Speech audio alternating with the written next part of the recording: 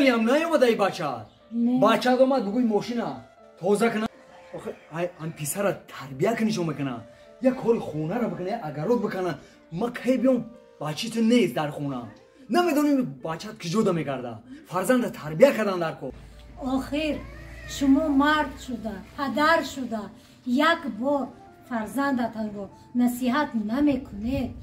آخر من چی کنم روزی دراز سحر میبروید نماز شام به خانه میدروید از احوال فرزندت باره نشسته آن رو نصیحت نمیکنید من مادر چی کنم اوف زنک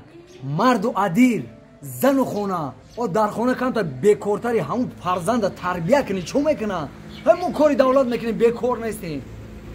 فرزند نصیحت که بگه همه بیان با خود شما گپ میزنم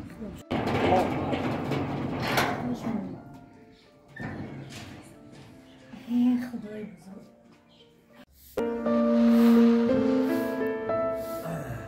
الانم رفت خدا دیدی که رفت مادر جان همه رفیقای من با کوه تماشا رفته ایستادن همه پول جمع کردن همه صدسومی و من صدسوم دید من همه روم مایوفکا جان من پول ندارم آخه ندارم که وقتی که من و شما پول گرم شما پول ندارید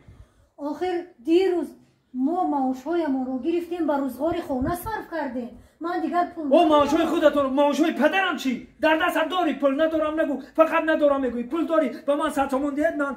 مایوفکا میروم پول ندارم آخر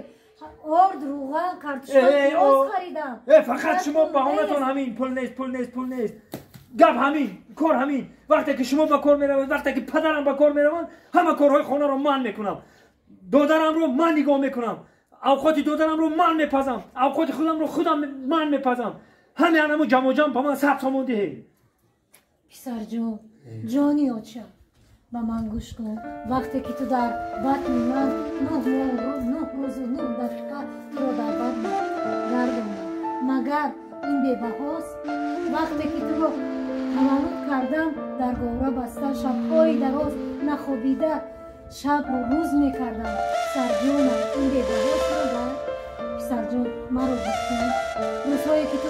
اولین بار به مکتب قدم نهادی و تو لباس مکتبی خریده از دست تو گرفته به مکتب بردن در این بی‌بهاست بیا پسر جان اکنون من فهمیدم که تو همه چی رو فهمیدی بیا رفتی من خوراکی گرم پختم رفته خوراک میخوره مرا ببخش مادر جان من کیها تو رو بخشیدم پسرم پسر رو قدری مادر دانکی دایی کشد رنجی پسر بیچاره مادر نگهبانی کند 9 ماه و 9 روز تو را چون جان ببر بیچاره مادر